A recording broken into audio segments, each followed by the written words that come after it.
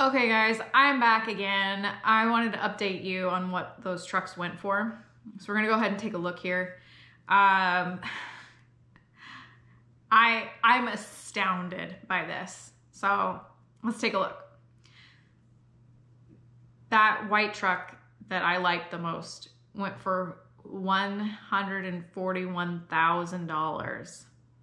That's insane. It's a cool truck. It would be a great truck, but it's a little rich for my blood. The next one that we looked at, I think we popped over to this one with the slanted boards. It went for $125. And I think that this one here was the one that the PTO didn't engage, and it went for $125. $122. Let's look and see what the Detroit one went for.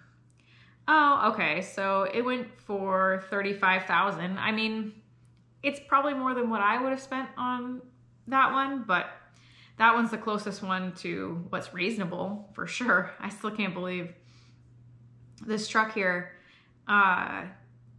18 years old, almost 18 years old, $141,000 just the truck.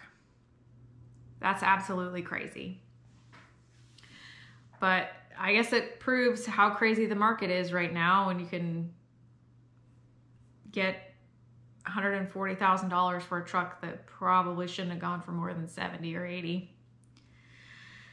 Oh man, okay, well that's gonna put a damper on my truck shopping for sure. That white one's definitely too rich for my blood, just for the truck. You guys can tell me in the comments below what you think. I'm kind of astounded, to be honest. And I haven't seen any posts on social media about what they actually went for from the dump truck groups, or if they went to anybody that I know. But I'm gonna keep my eye out and see what happens. I'm shocked. Just so you guys know, I'm just completely shocked. But all right, guys. Well, thanks for watching, and I have another update coming for you in the next day or so. So I'll keep you posted, and I will talk to you guys later.